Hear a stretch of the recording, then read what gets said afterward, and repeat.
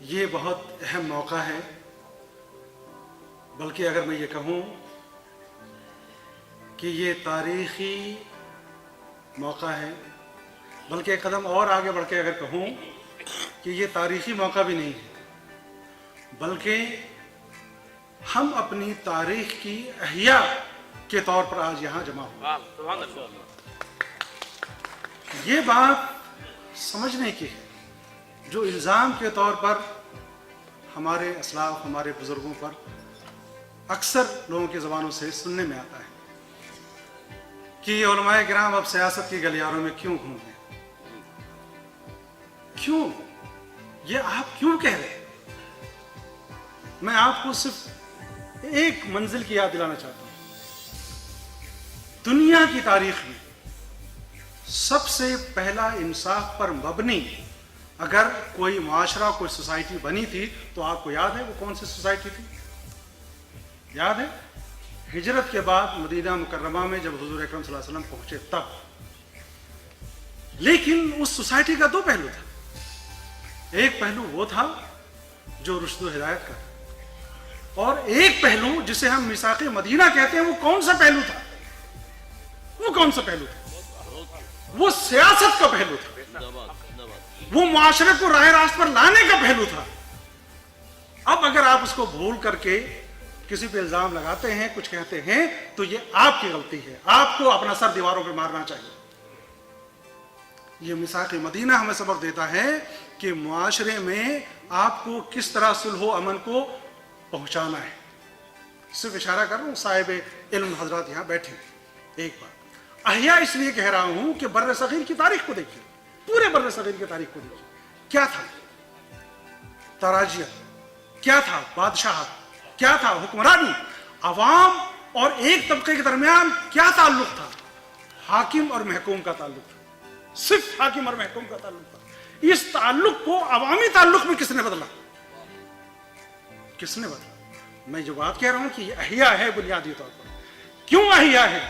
کہ حضرت حجویری رحمۃ اللہ علیہ کی آمد سے پورے بر صغیر میں ایک عوامی ربط قائم ہوتا ہے، عوامی رشتہ قائم ہوتا ہے، جو سلسلہ چلتے ہوئے اجمیر سے نظام الدین اولیاء تک اور سمنا اور پورے ہندوستان کے خانقاہوں تک پہنچتا ہے۔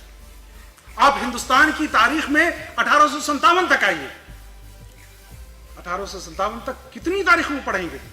جتنے نام آپ لیں، حضرت شمس العلماء، مولانا، کتنے نام لیجئے، سب مولانا ہی مولانا تھے۔ 1947 کی آخری جنگ آزادی میں آئیے، جتنی قربانیاں دی گئیں وہ زیادہ سے زیادہ قربانی دینے والے علماء کرام ہی تو تھے۔ وہ کیا تھا؟ وہ اس کے بعد ہم خاموش ہو گئے، اس کے بعد ہم جامد ہو گئے، اس کے بعد ہم ساکت ہو گئے۔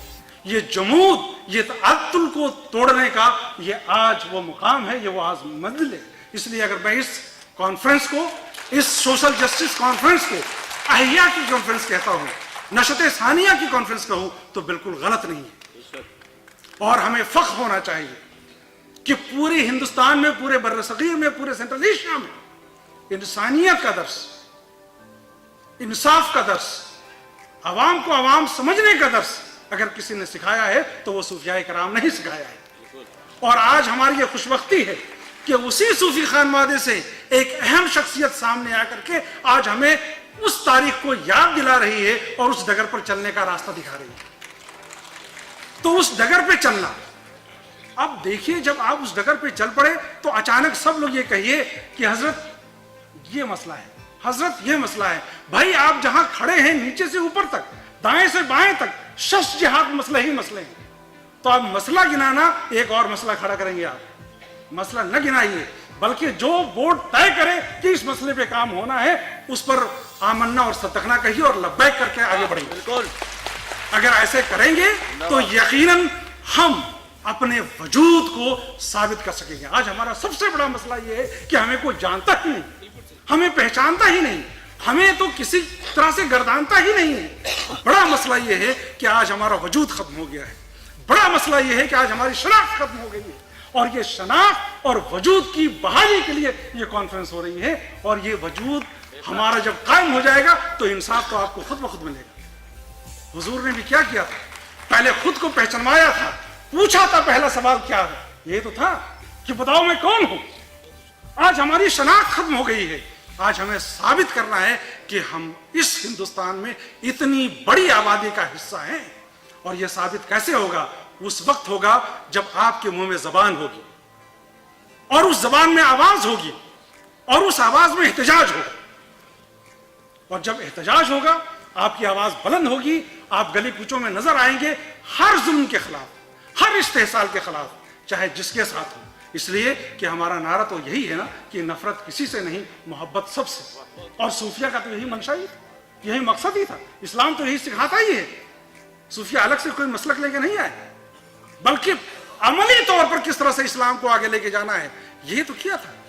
اب اگر کوئی سیاست میں جاتا ہے تو میثاق المدینہ اٹھائیے اور اب دیکھیے کہ سیاست میں جانا کیا غلط ہے.